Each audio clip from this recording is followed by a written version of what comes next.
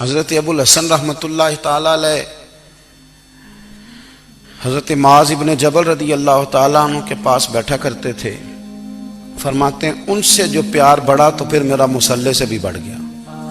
تابعی ہیں، فرماتے ہیں صحابی رسول سے محبت ہوئی تو ذکر سے بھی ہو گئی، پھر درود شریف سے بھی ہو گئی۔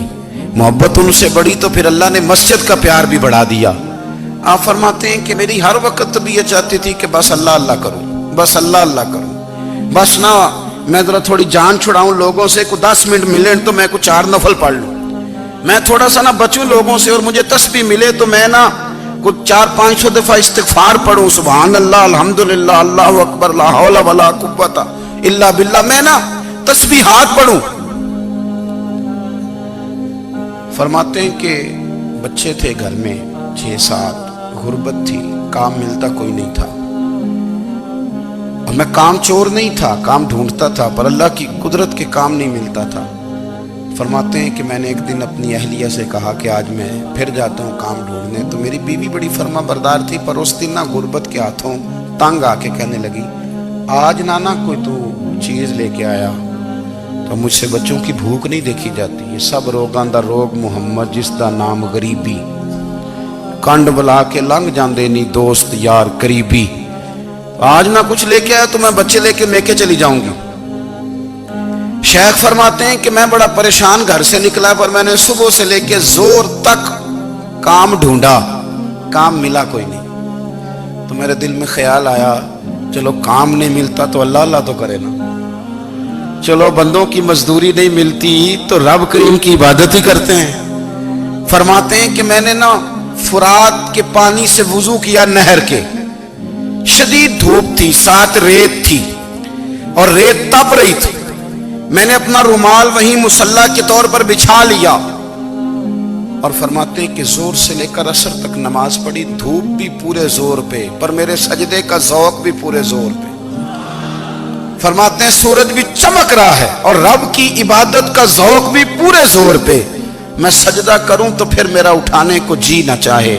میرے استاد لکھا کرتے تھے، یہ ان کا شعر ہے، وہ کہا کرتے تھے مجھے سوز دے، مجھے ساز دے، اور مجھے نیم شب کا نیاز دے، دم سجدہ خود کو میں توڑ دوں، مجھے ایسا ذوق نماز دے، اور میں تیری بہار کا پھول ہوں، میں کھلا بھی ہوں تو تیرے لیے، مجھے میری شاخ سے توڑ لے، مجھے اپنی زلف کا ناز دے۔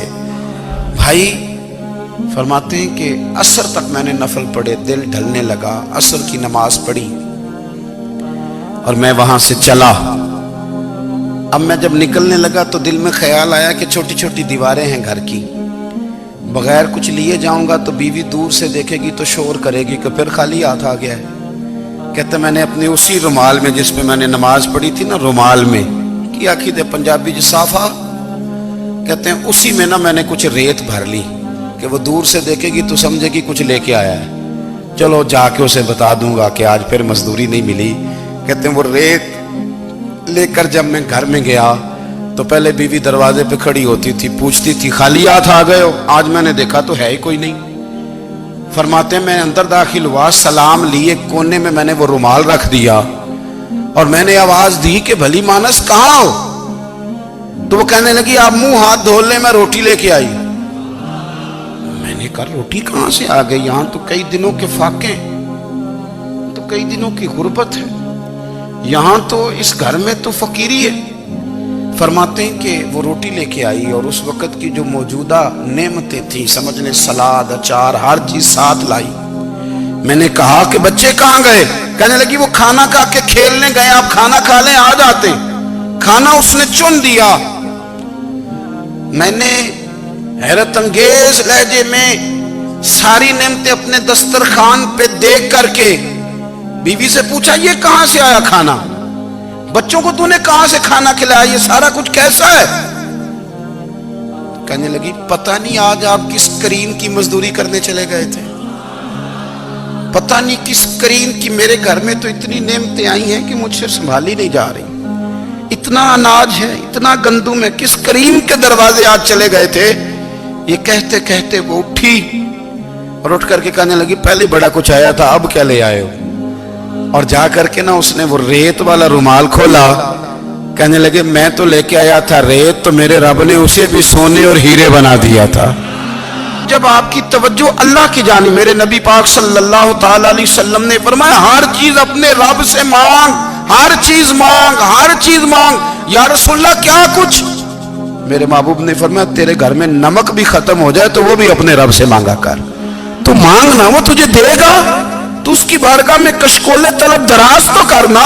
اور ترمذی شریف میں عجیب لفظ ہے، رسول کائنات نے فرمایا، رب کریم فرماتا ہے جب میرا بندہ ہاتھ اٹھاتا ہے نا تو مجھے حیا آتی ہے کہ میں خالی کیسے لوٹا دوں اس کے، اتنے بڑے بادشاہ کی بارگاہ میں۔ او بھائی، لوگوں سے عزتیں تلاش کرتے ہو تو وہ کیا تمہیں عزت دیں گے؟ وہ تو کل اچھا کہتے ہیں پرسوں برا کہنے لگ جاتے ہیں۔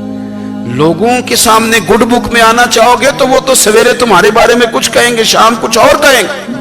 اپنی روحانی زندگی آباد کریں، اپنے مسلح کو وقت دیں، اور دنیا سے چھپ کر اس موبائل کو بند کر کے اور اپنے آپ سے بھی چھپ کے اور تنہا ہو کے چھپا کے سارا کچھ اپنے آنسو اپنے رب کی بارگاہ میں پیش کریں، اس کے حضور حاضری دیں۔ سنو نا ترمذی کی حدیث، اور اسے یاد رکھنا، نبی پاک علیہ السلام نے فرمایا اپنے دکھ لوگوں کے سامنے نہ بیان کرنا، سیٹھوں نوابوں کو نہ بتاتے پھرنا، دنیا داروں کے سامنے جا کے نہ رونا کہ میں تکلیف میں ہوں۔ فرمایا اگر دنیا داروں کو دکھ بتاؤ گے رب تمہیں کبھی غنی نہیں کرے گا، اور لوگ ہیں کہ الٹا مذاق اڑائیں گے۔ آپ کی جس سے بڑی پکی یاری ہے نا، پکی، وہ تب تک پکی ہے جب تک آپ نے 50,000 مانگا نہیں، اور جس وقت آپ نے کہہ دیا کہ میں مجبور ہوں میری مدد کر تو پھر ختم ہو گئی دوستی۔ لوگوں کی تعلقات آپ کے ساتھ تب تک ہیں جب تک آپ ان سے کوئی ضرورت وابستہ نہیں کرتے۔ کریم محبوب فرمانے لگے بندوں کے سامنے دکھ نہ بیان کرنا، اللہ تجھے کبھی غنی نہیں کرے گا۔ تو اپنے دکھ اپنے رب کو بتا، تو دعائیں مانگ، تو اس کی بارگاہ میں حاضر ہو، تو اس کے حضور عرض کر۔